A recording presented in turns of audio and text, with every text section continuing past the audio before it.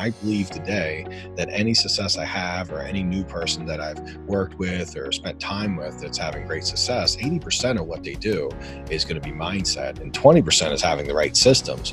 But your ability to like implement those systems and follow them and not try to be, let me just do it my way. That's the mindset piece of it. So I'm very open to failure, and this lack of fear of failure has actually made the failure go away. I feel like a lot of failure is created from the fear of having it. Like we start building these very robust, redundant systems to protect against these small failures. And it ends up being that the thing we create to protect against the failure is so much bigger than the actual failure. And it makes the business very, very fat and very slow. And that's the secret to being recession proof, is that you have to be part of the top 10% that doesn't even get affected by. So when economy's downturn for someone like me, opportunity happens. And that is coming up next on Bootstrapping Your Dreams show. So stay tuned. So the big question is this: how are ambitious people like us, who don't have a lot of resources, did not go to Ivy League colleges, were not born into wealth, how do we become resourceful enough, use our creativity, our dedication, and a little bit of crazy to bootstrap our way to realizing our dreams? Whether it is launching a new company, launching a new app, or making it to the top of the corporate ladder. That is the question, and this podcast will give you the answers. We have created a tremendous community of bootstrappers, entrepreneurs, and professionals who are ambitious, resourceful, and want to get things done. We brainstorm, support, and help each other out. So come join us. Navigate to bootstrapping.group, join today, and get the Startup Founders Technology Accelerator video series absolutely free. If you enjoy this video, then do let us know by hitting that like button now. Or if you want us to improve our content, then go ahead and hit that thumbs down button and give us your honest feedback in the comment section below. Here at Tatternoodle, we are passionate about entrepreneurship, technology, and innovation. Every week, we bring you insightful and engaging videos, interviews, tips, tricks, and strategies to help you grow your business or rise in your corporate profession. If you're new here, please do consider subscribing, and do not forget to hit that bell icon so that you are notified when we publish new content. Hello and welcome to this new episode of Bootstrapping Your Dreams show. I'm your host Manuj Aggarwal, and today we'll be talking with Michael Green. Michael is a successful house flipper and the host of the Flip Factor podcast. But at one point in time, this success was just a teenage boy's dream. At the age of 15, prompted by late night infomercials, Michael bought the book No Money Down by Carlton Sheets, which planted the seed of eventually becoming a house flipper. However, the road to success wasn't always easy. Growing up next to the projects in Baltimore, Michael found himself getting into trouble, and his relationship with his dad was built on breaking the law. He started out as a flooring installer, and in 2008, he was doing a job for a gentleman flipping houses named Jason Shara. Sensing his curiosity and interest in the industry, he invited Michael to a free meeting for house flippers. And at that meeting, Michael was introduced to his first mentor. And after just a few months after studying under his mentor, he made his first deal and made $16,000 without a single penny of his own money. For the next year, he continued doing flips and made more than $106,000. And in 2009, he was able to leave his full-time job and has been flipping houses ever since. Awesome. Welcome, Michael. Welcome. Thank you for having me on. All true stuff. Felt like I was rich when I made that money, by the way. Before. I bet. So, we just sort of touched upon a glimpse of your story, but maybe you can elaborate a little bit more. How was your journey? What kind of troubles you got into, and how was your journey in the house flipping business? And I'm sure you had some ups and downs in that as well. Yeah, I think we all do, right? To be realistic, a lot of times we think it's this easy road. You just overnight make success. There's a magic wand that's going to make you an awesome house flipper. And it's just not true with anything in life. So for me, when I got in trouble as a kid, it was one of my biggest shifts. I think it's the time when I went from being like this young punk who grew up on welfare and, fighting and getting in trouble and just doing what a lot of people did in my neighborhood, and ended up getting in some trouble where I had to spend some time. I call it at the country club, but it's prison. And I got to read and really really educate myself and transform into someone. I'd never really had a role model, and I read a book when I was away at country club, and it was Think and Grow Rich, and it was the first time I'd really ever had an opportunity to read really cool stuff from very high level people. I'd never been exposed to anything like that in my life, because I'd just been exposed to very low level, like criminal type, like project type stuff. The projects in America is like, where everybody lives it's poor. Basically the government pays for a place so we're not homeless, and gives us free cheese and stuff like that so we can eat. And it's just not a great place, and you don't have great mentors or high level role models there. So my first real role models came from books and reading books and educating myself. I made a big shift when I was 21, and I changed my life around and really started being positive, working. And that's when I got into the flooring, and I had always dreamed of doing flips. I mean, from a teenager to, all the way until my 30s when I finally did my first flip. And it was inspired by all the flip this house and flip that house and all the different shows. I love watching those shows, and always they make everyone look like they're so dumb on those shows, and you judge them, you're like, why are they doing that? You're like armchair quarterbacking them, and I was like, I feel like I'm smarter than those people, and obviously was not for sure, but you think that when you're watching TV. And one day I get the opportunity to join this mentor, and I'm completely broke. I'm like 100K in debt, and he shows me how to max out my credit cards and put $7,600 down and pay him some payments. And best thing I ever did, because about 6 weeks later I had my first 16K deal, and I was able to pay off the 15K and keep $1,000 for myself. But more importantly, I kind of cracked the code. Like there was a shift in my brain, because see, everything up to that point, we all thought I could do it, but it never was truly reality. You always have that doubt of like, can a poor kid like me who only has a 10th grade education, am I really qualified to do this? Or is this just something that only certain people do? And so when I did my first flip, it was like this shift of like belief.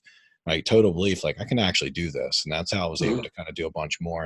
And then a year later, I took the big jump and quit my job, which was really scary and difficult, because, I'd done that for years, and, I'd been raised to be an employee and not to be an entrepreneurial person, even though in my heart, I wanted to be nothing but an entrepreneurial person. But, our parents always tell us, keep a steady job. Don't be crazy. Don't take that risk. And, but when I had 100K sitting in the bank, for someone who grew up eating welfare cheese, 100K felt rich. I mean, it's not a lot of money these days, I realize, but it was a lot for me, because I don't think before that I'd ever had 5K in the bank, honestly. So it was like a pretty big change for me, and it gave me gave me the confidence to go ahead and take a shot of doing this on my own. And when I made the shift, I had a couple flips going. So it wasn't, I was actually doing some stuff. I had some money to back me up, and I did a couple flips on my own, and then partnering up with this guy, and he had a bunch of cash. I only had a little bit of cash, and we ended up doing about 900 flips together over the next 6 years. Wow. So we really grew a very cool business. And about 3 years ago, me and him had learned everything from each other we could, and we were best of friends. And we decided to kind of scale our businesses down. And so we went from doing about 150 houses a year to, separately doing maybe like, 50 houses a year, and just making a little more simple business. But it was pretty cool, because for me, that was my second shift in this business, is where I went from this like Gary V work until 2 a.m. kind of thing to like, hey, maybe I can actually enjoy some of this cool stuff I've learned. And now I work about 20 hours a week. I get to travel. I get to, do my podcast, give back, help back, do cool things that are more based on like some of my passions and dreams and giving back to the community. And first 7 years was all me, right? It was all building something, because I was very fearful of losing it. So I had to hold on tight. And now I feel like I've gotten to where it kind of runs itself, and I feel very confident around it. That's awesome. That's a great story. Now, two things you mentioned, which I really want to dig deeper into. One is, this mind shift that happened after reading that book, Think and Grow Rich. And also, as you made progress, you continuously sort of removed the barriers that you had put in front of you, or these artificial barriers, right? As you put it, and your mindset shifted. So, how important was that? Like, a lot of people get bogged down just because of their own limitations that they're not real. So tell us a little bit about that. Yeah, I think it's natural that we don't want to fail. And I mean, we're very social. And think about how you feel when you fail in a social environment. It's like you could be kicked out socially, right? You could be thought to be a fool, and none of us want to be a fool. So I had so many limiting beliefs, and I think today I'm 43 and I'm still dealing with them. And when we say how important is it, I believe today that any success I have or any new person that I've worked with or spent time with that's having great success, 80% of what they do is going to be mindset, and 20% is having the right systems. But your ability to like implement those systems and follow them and not try to be, let me just do it my way.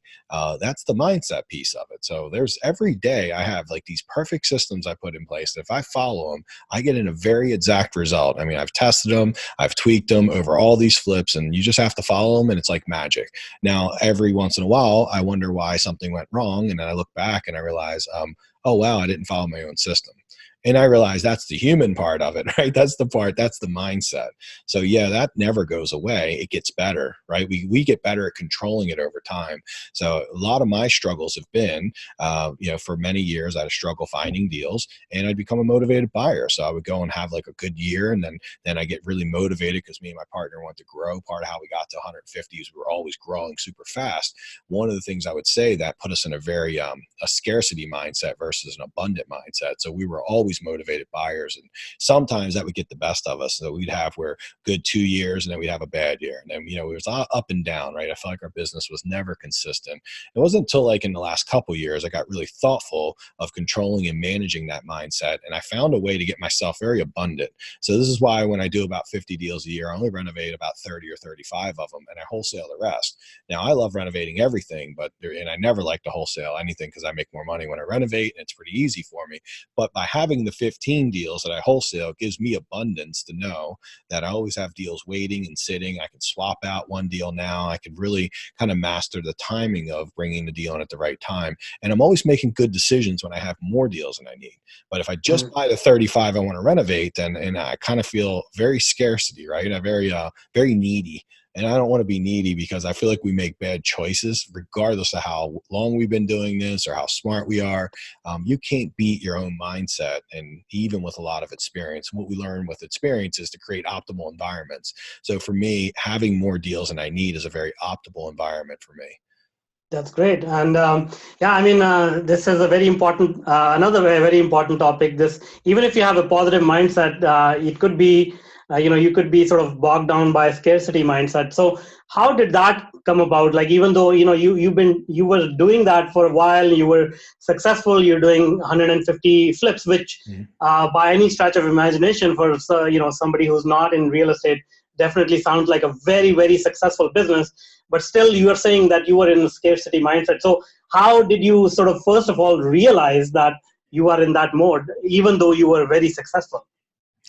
Well, honestly, so they're the big shift that I would say that helped me realize these kind of things and has really helped me get to a better place in my business, my life, my family, and friends is being very humble about where I am. Even though I'm 10 years in, I'm well over 1,100 flips.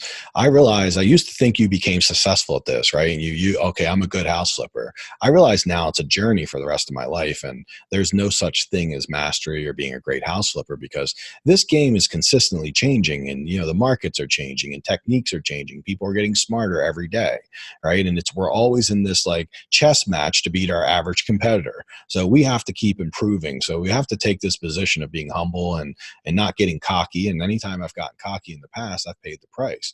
So a lot of what I've been working on the last 3 years is, after doing a bunch of houses in 7 years, I always focused on technique and how to be a better house flipper. Now I'm focusing more on what's called emotional intelligence. And it's kind of the hot thing now, getting smarter, understanding my own behaviors.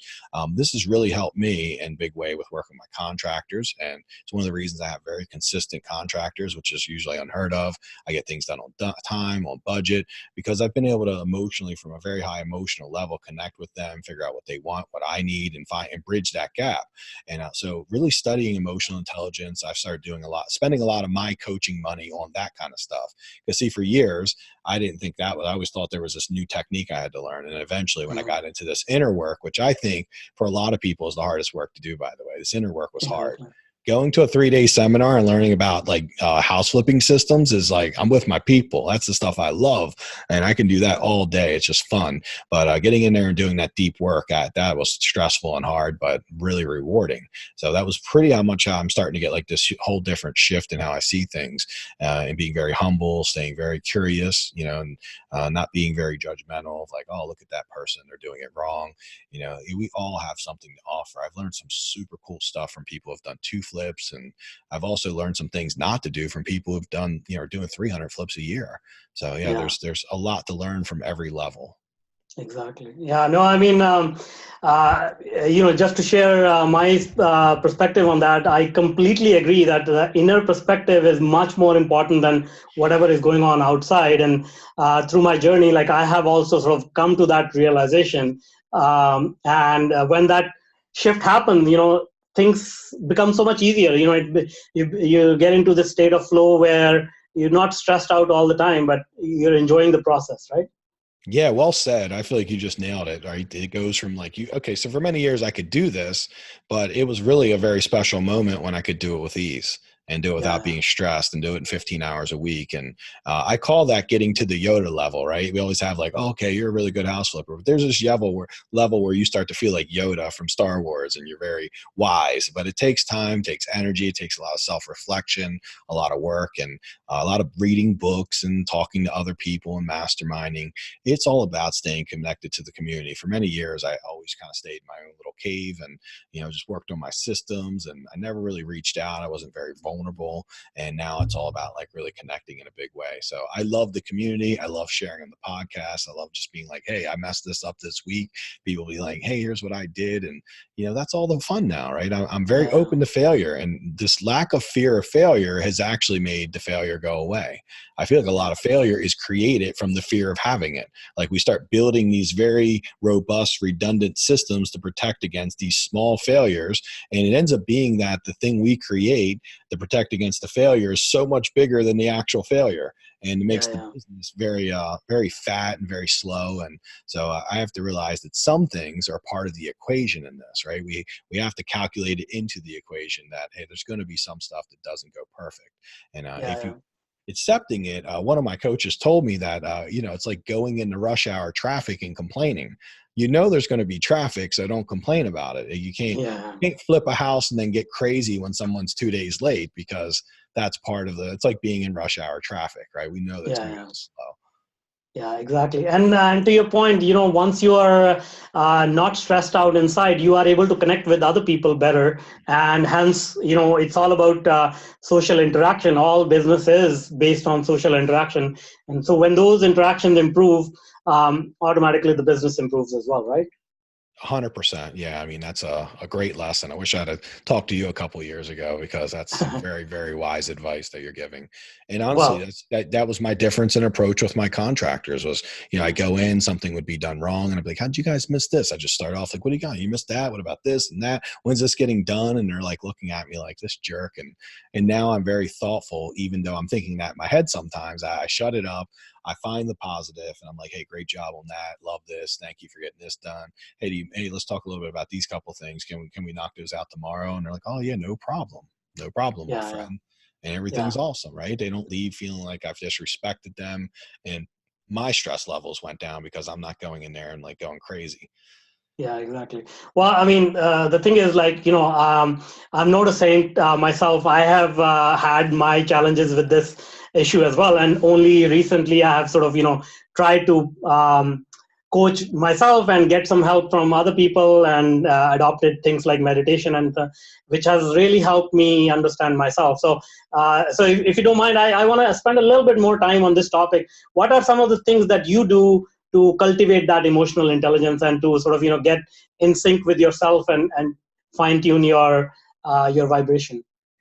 Yeah, I think a lot of people talk about this morning routine thing, and I've been pretty big on it. I wake up the same time every day, and I spend my first hour working out, drinking some coffee, stretching if it's not a workout day, and really thinking about the things I'm grateful for. And it's so simple, but I feel like we easily just don't do it. We forget how lucky we are to wake up, how lucky we are to have a home over our head, and just how fortunate we are to live in, Canada, America. These are great countries, right? There's a Mm. lot of countries out there where they're not so fortunate, and we have Yeah. so many gifts, so many opportunities in these countries, and how fortunate are we, right, to have that, and the opportunity to have a flipping business that, like I remember complaining like a year ago. I had my worst year ever. I joined this big mastermind and I got real focused on growing without being thoughtful of like all the core concepts that I had built over the years. I ended up having my worst year ever. But my worst year ever, I made 400K. And I figured, you imagine me complaining to someone that I made 400K net when I only live on 100. So I don't even like totally made 3 times more than I even need.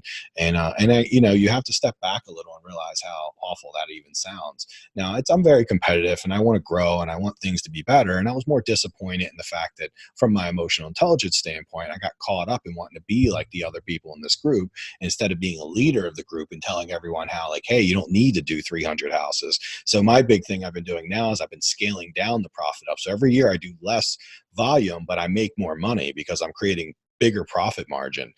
So I've Mm. actually made that shift from there. But I remember thinking, like, how crazy is that to even think that?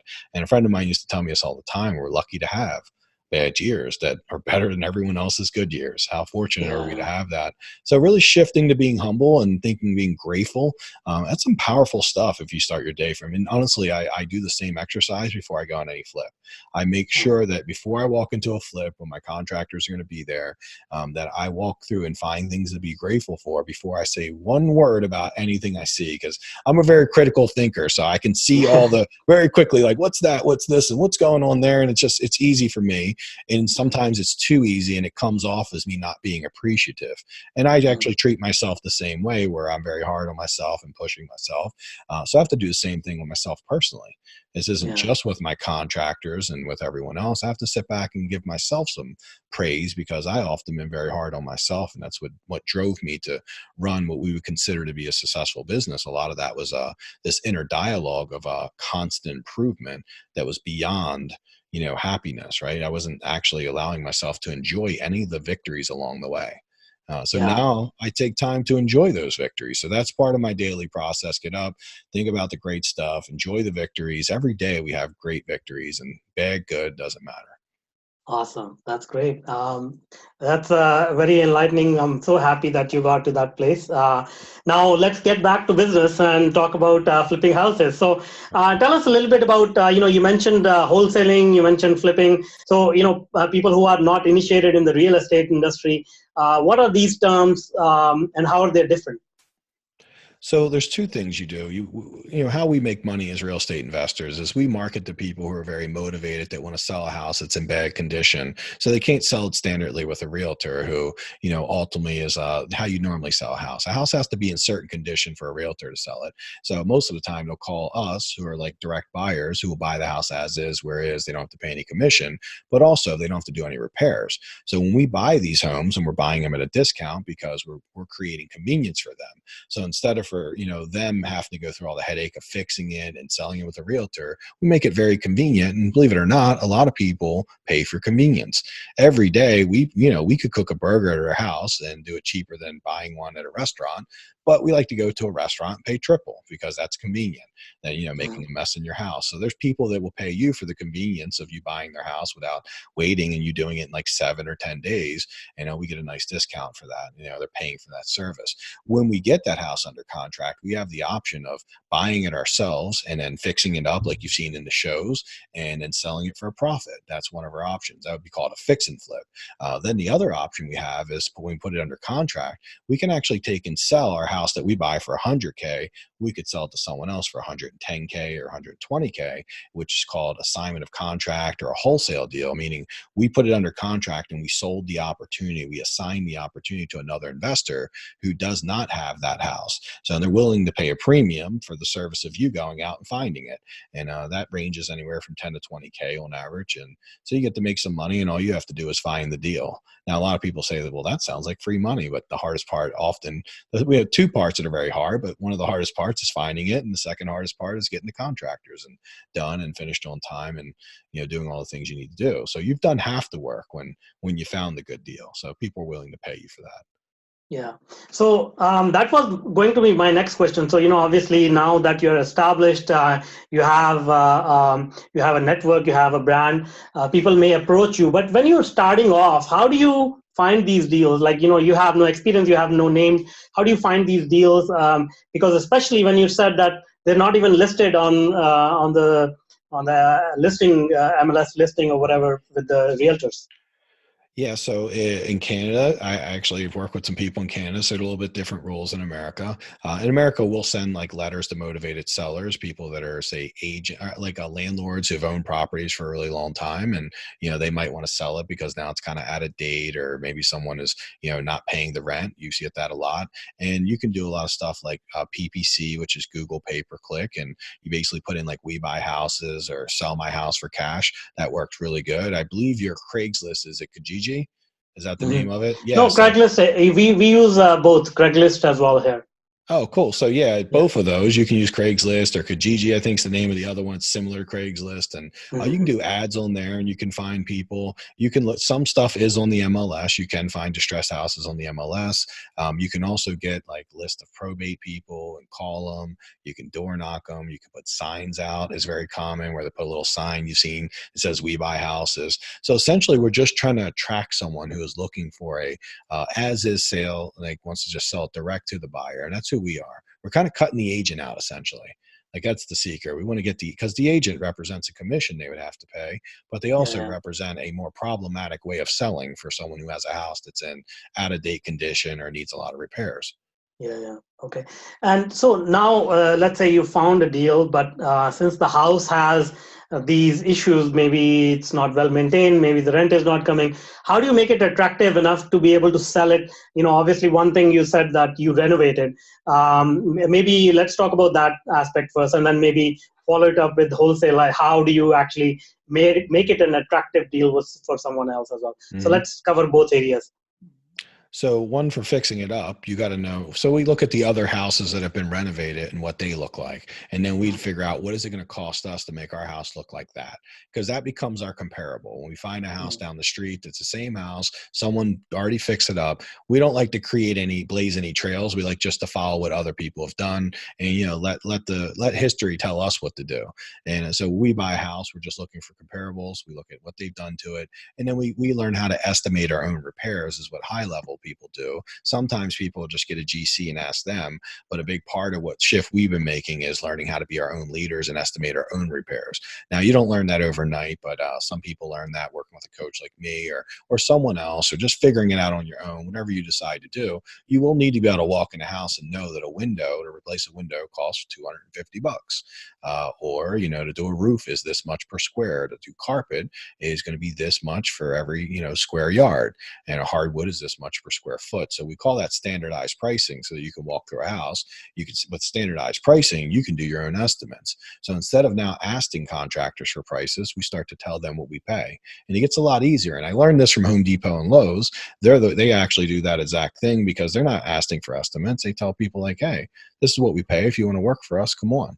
And they know what the right pay is to make sure they can attract people but not overpay. And that's what we have to do as flippers. We have to make sure that we're not paying too much or too little, because too little, no one will work with us. Too much, we won't make any money. So it's I finding that see. perfect balance. And then you said for a wholesaler, how can we make it attractive? Well, often if you're buying a deal at 100K, and let's say that's a pretty solid deal for you, maybe you're using what's called hard money and you have some different costs and you're using a realtor. What we like to do is find someone who has less cost. So maybe they're a realtor themselves, and the perfect dynamic would be the wife is a realtor and the husband's a contractor. So the contractor can do it cheaper because that's his trade, and the wife can list it for free because she's a realtor. Well, they could take the same deal I could pay 100 for, and they could pay 115 and make the same 30K as I would make because they have less cost. So often we're looking for the people who, maybe have a different way of doing business. Maybe they want to keep it as a rental. Maybe they just have a different strategy. So if we buy it for 100, there's almost always someone will buy it for 110. Now, there's also the scenario if I buy it for 100 and I'm going to make 35. Well, there's some people that don't know how to get deals, so they're more than willing to make 25 and give me 10K of the 35 that they could have made, because without me, they don't have a deal. So they're more than happy to make 25 versus nothing. I see. That's great. And, this is where the late night infomercials come in, where they say, no money down, buy any real estate, buy any house. So, how true is that? Like, how does this work? Because, I bought a house and I know I had to put down a significant amount of money. Yeah. So, how does this all work? So how it works is you can get no money down, but the belief that I try to tell everyone is you need some money, right? If you're starting a business, there's no such thing as any business that doesn't require some money. So if someone was trying to get into house flipping and they had some savings, maybe like 10K, they'd have to use some of that to hire a coach, someone that's going to help guide them through the process and help them build it out. They're going to need a little bit of money to kind of get them through the way, why it takes them a couple months to get started. And then from that point on, they could borrow all the money from what's a hard money lender or a private lender, someone else who wants to invest but does not want to do the work. So there's a lot of people out there who are like, I have money, but I'm totally not getting in this place with a hammer, and I'm not dealing with contractors, and I'm not going to go find a deal. If you're willing to do that, then I'll put the money up and you do all the work and we'll split it 50-50.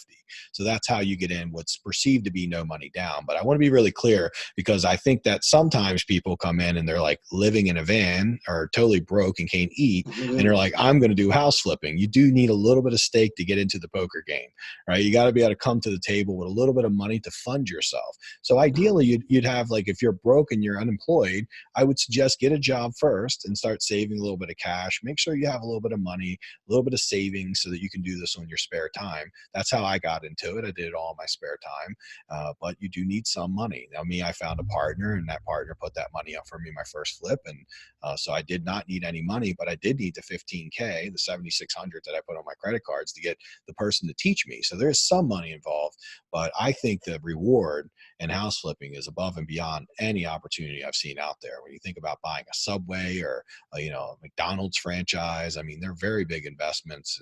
And for flipping, you can probably 10 or 15K just to be able to fund your business while you're getting it up and running. I think it's a small investment for the returns you make. I think it's why a lot of people love it and are very, very attracted to it. That's great. Now, I'll bring up another sort of a point which may be sort of, negative in one way, or maybe, I'm just trying to play devil's advocate here. So, in 2008, a lot of people lost money trying to flip houses. So how can you ensure or be aware of whatever is happening, so that as you're going through this journey, you do not get caught up once again in that kind of environment where a lot of people lost a lot of money? Yeah, that's a really good question. And honestly, it's one of my things I think about all the time, because I don't really have a plan B. I'm a house flipper for life. So I'm not all that employable anymore. So I'm constantly thinking about, are we going to have a shift in the next couple of years, because the market is very high. And I've really have studied a lot of people who've been through multiple downturns, and I've gotten a lot of great feedback. And what I've come to realize is a secret to making it through any recession, what I call being recession proof, is for you to be in and out the deals quickly, because recessions don't happen overnight. Even in 2008, that was like a year for that to really hit. The problem was no one was listening when they were saying it was happening. People were just like, it ain't happening, we're good, because nobody wants to believe that something bad's happening. We all want to put our heads in the sand, and unfortunately, it's human nature to do so. The second thing is for you to really become a master of your craft. If you're going to get into a business, you need to learn it, right? You need to either get coached, you really need to know your stuff some way or the other, right? You can't go out and just figure it out through the school of hard knocks, because if there is a downturn, in the downturn, really the top, I'll call it the bottom 20%, the worst flippers are the ones that usually get eradicated and knocked out, but most flippers still make it. There's a lot of people that lose money, but there's also a lot of people who make really bad choices. And those choices are made because most people think, if you want to get into house flipping, well, no, I'm not going to pay a coach. I'm going to actually go to a realtor I know, and they'll tell me how to do it. And they do not know anything about house flipping. Even if they flipped houses before, like a really good realtor if they were really a good house flipper, they wouldn't be doing the realtor job, because I'm actually a realtor too. And I don't do the realtor job because there's way more money in being a house flipper. So a lot of times, when they're realtors and maybe they flipped a house or two, people think that, oh, well, they can give me advice. And what happens is they're giving you very retail advice. They're not thinking like an investor. They're thinking like a retail person. And that's generally, so my biggest loss ever is I lost like 31,000, and it was on my fourth deal I did. And it was because my realtor, and this is back when I listened to a realtor, and they told me this was that, and it would sell for this, and they were wrong. and they just weren't doing enough due diligence to protect me. And from that point on, I made a pact that I'm going to learn how to do my own comparables. I'm going to make my own choices. And when my money's being risked like this, and the realtor had no loss in that, I'm going to protect myself. I'm going to educate myself so that I can protect myself. And that's the secret to being recession proof, is that you have to be part of the top 10% that doesn't even get affected by. So when economy's downturn for someone like me, opportunity happens. It's the same thing Warren Buffett believes. He always is waiting for the downturn. And that's what we're waiting for now. Is there will be a downturn in the future, but we're very, very well positioned for it and excited for it, by the way, and from many standards. That's great. Awesome. And so what do you do now? Do you coach people? How do you work with others now?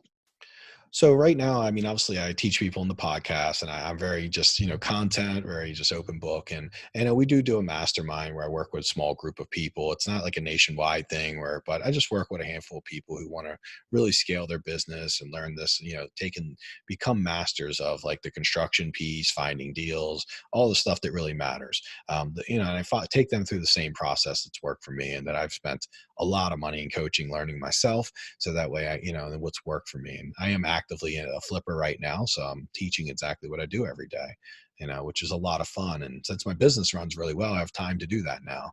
And I still make all my money house flipping and not coaching. So I keep it very affordable and kind of easy for people to get into. That's great. Well, thank you so much for being with us. Now, before I let you go, can you tell us how people can reach out to you? If anyone wants to reach me, you can come to my website, which is The Flip Factor, theflipfactor.net, or you can email me at mike@theflipfactor.net. Thanks a lot for being here, sharing so openly, sharing everything about yourself, the good, bad, and ugly. It has been a very fascinating conversation. Thank you. No, you're welcome. Thank you. Thanks for having me. And that's all for now. Until next time. Now, if you're an entrepreneur or a career professional, then I invite you to join our growing community. Navigate to bootstrapping.group. As a welcome bonus, you will get the Startup Founders Technology Accelerator video series and Mastering Your Inner Game video series absolutely free. This series of short videos address some core issues which are instrumental in helping you move forward in your business or career. The videos are yours to view and share for free. No obligations or strings attached, except for one. You have to take action and implement it. So join us today. Navigate to bootstrapping.group. If you want more engaging videos and insightful interviews with industry's thought leaders, then check out the other videos we have picked for you. The link is right there. And if you want to be notified about our new content, please do consider subscribing to our channel.